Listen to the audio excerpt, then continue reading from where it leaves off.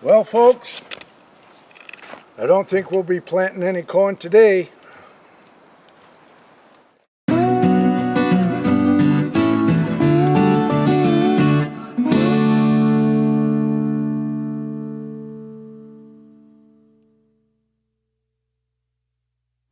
I've been gardening my entire life.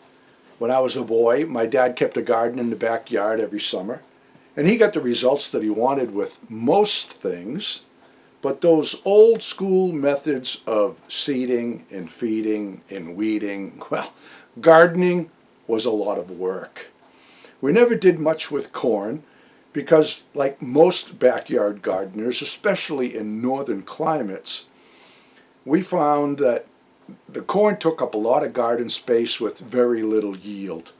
More often than not, the stalks were spindly and the ears of corn were stumpy little ears. They tasted good, but there was very little to go around, and that only translates to disappointment. Well, we grew a lot of tomatoes back then, and fast forward 50 some odd years, we're still doing more of the same. But we've changed our methods, and now gardening is more enjoyable, less work, and more abundant. We're working smarter, not harder. And as far as the corn goes, well, let me tell you what. Disappointment is no longer part of the equation. Now, here in New England, we have learned through trial and tribulation that it is best to wait until the last weekend in May to put plants or seeds in the ground. Quite often we'll get teased with a nice run of hot sunny weather. We throw caution to the wind, and because we're anxious to plant, we plant, only to find that we're getting spanked by a late frost that destroys everything. Yep, been there, done that. If our corn seeds are in the ground during a long stretch of cold, rainy weather, quite often they will just rot before they can germinate. If germination was successful, more often than not, we'll find little rodents that are digging up those tender new sprouts. Now, if germination was successful and you have little seedlings popping up, half the time you'll have crows and wild turkeys popping them up too. If you were lucky enough to avoid all of those issues and the corn does grow, for most backyard gardeners you end up with those spindly little stalks and stumpy little ears that do very little for satisfying your taste for corn.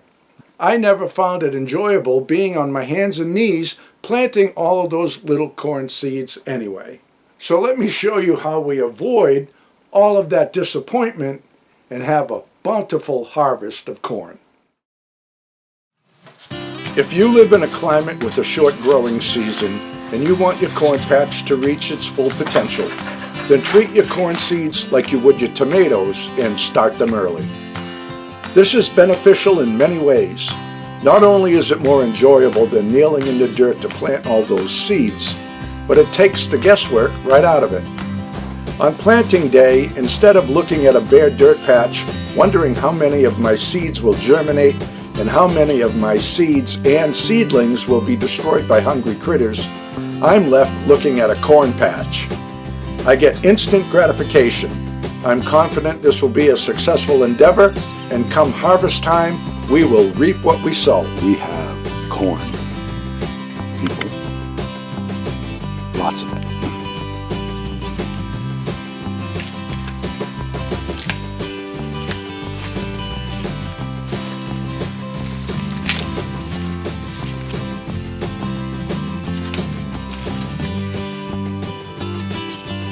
Oh, look, Oh, look at that.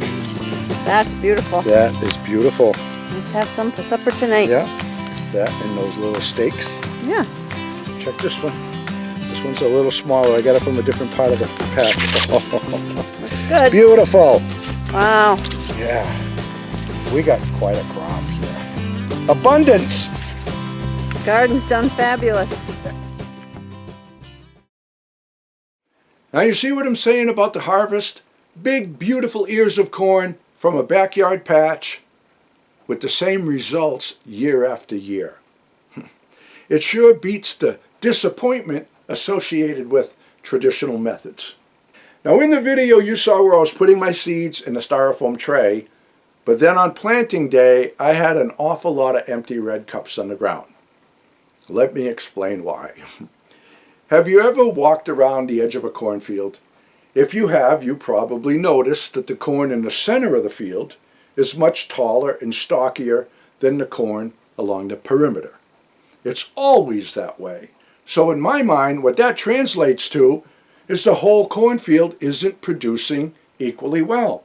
All the corn along the perimeter isn't producing like the center. Well, in a small backyard patch, I can't afford that to happen.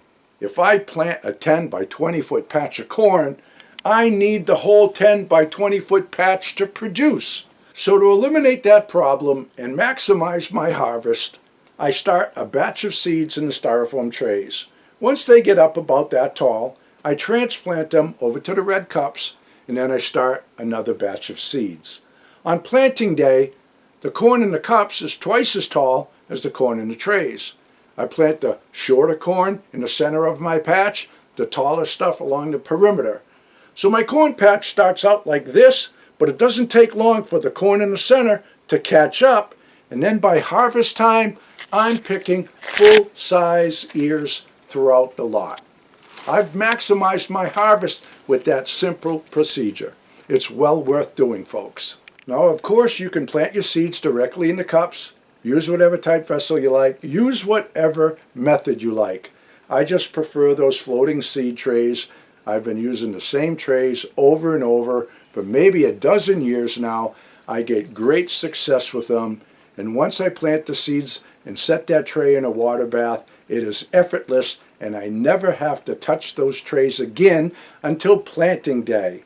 In the video you saw me hitting it with a watering can. I do this sometimes on the initial planting just because I'm anxious to get things started, but it's not necessary to do so. This is a self-watering system, and it will siphon up water on its own. Now, I can't say enough good things about those floating seed trays, but because I've spoken of them so many times in the past, I won't say any more about them here today. But if you want to learn more, just go to the description below, and I'll put some helpful links in there for you. Now, I know you're going to ask me about corn varieties, so I want to talk a little bit about this before I wrap this up. When you're looking at the seed catalogs, there's so many different varieties of corn, it could make your head spin. Is one any better than the other? Who's to say? I can't tell you, because I'm the type of guy that has a if it ain't broke, don't fix it attitude. If I try something one year and I really like it and had good success with it, I'm going to try it again the following year. And if I continue to have the same success, I'm just going to keep using the same product. We have two varieties that we use.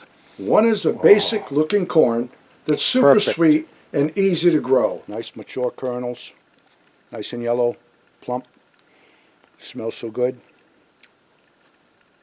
I know what we're having for supper tonight. And the other has a burgundy colored husk. This one is sometimes hard to find, but it's worth looking for. It's super sweet, and we've had great success growing it, even at our homestead that's up near the Canada border. So I hope that helps you with your corn growing dilemmas. Don't forget to check the description below. I'll put some links in there for you and some more information on those floating seed trays. If you haven't used those seed trays, I highly recommend that you do. And I have a feeling that once you do, you'll continue to use that method. So that's it for now, folks. All the best to you, and God bless. Frankie and the boss out walking in the woods, living life happy and free. Tracks in the snow everywhere they go. There's a pokey way up in that tree. A beaver built a pond where they have some fun, taking life a day at a time. Best friends until the end. Frankie and the boss. Frankie and the boss. Frankie and the boss.